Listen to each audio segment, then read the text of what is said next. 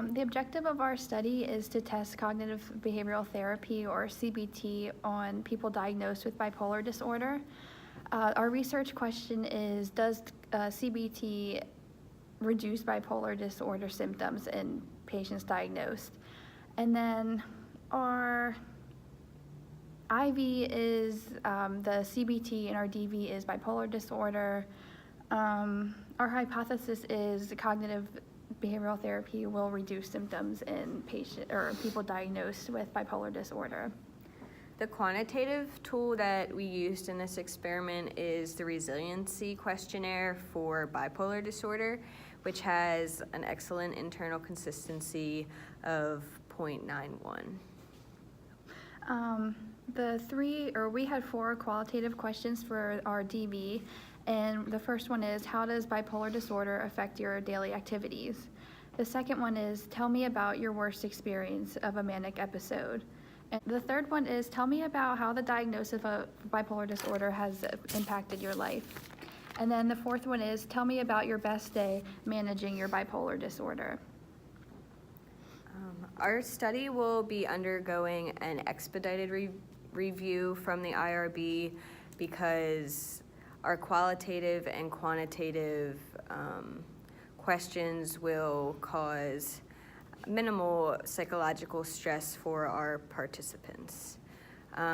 We, as researchers, we will review the informed consent with our research participants, who will then agree or disagree to participate in our study through written consent. For the sampling strategy we used and how we're going to implement it, we use the systematic random sampling system. We will recruit participants from the Lebanon Phil Haven, and eligible participants will be randomly ordered on a list, and then researchers will pick every third name on the list, and from that, every third person will be assigned to either the control group or the experimental group. Okay, so the type of design which we will be using will be an experimental design because we are randomizing our participants to be part of the control or the experimental group. The quantitative measurement of total resilience will be coded in SPS S as a scale variable. The CBT intervention that we'll be doing, this is the diagram, and this is indicating that it is randomized. The upper row is signifying the experimental group, and this is the control group, which is not getting any intervention, which is signified by the X. So here we're going to be having the CBT intervention will last 60 minutes 3 times a week for 5 weeks, totaling 50 sessions. So here we'll be observing the dependent variable, which will be bipolar disorder, and then here we'll be doing the CBT intervention for 60 minutes, and so on like that. So what helped us learn so much in the class?